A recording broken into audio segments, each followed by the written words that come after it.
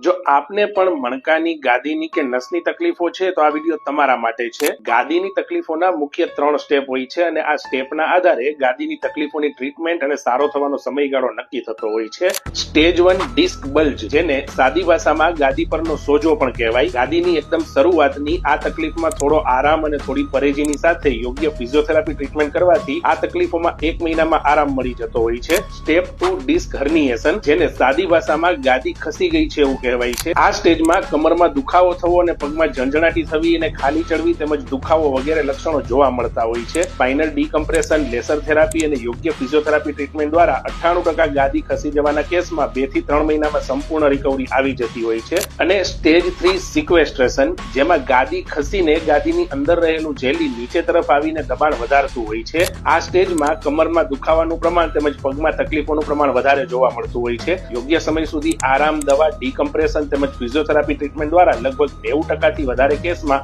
3 થી 4 મહિનામાં સારું રિઝલ્ટ મળતું હોય છે। તો આ મુખ્ય 3 સ્ટેજમાં આપની ગાદીની તકલીફ કઈ રીતની છે એ સમજીને એ મુજબનો ટ્રીટમેન્ટનો સમયગાળો અને સારી થવાની રિકવરીનો સમયગાળો નક્કી થતો હોય છે। આ માહિતી અન્ય લોકોને પણ મોકલાવી એમને પણ અત્યારે જ જાગૃત કરો અને આ જ રીતની દવા તથા ઓપરેશન વિનાની હેલ્થ રિલેટેડ ટિપ્સ મેળવવા મને ફોલો કરો। આપના physiotherapist doctor Hardik Patel, Surat. Thank you.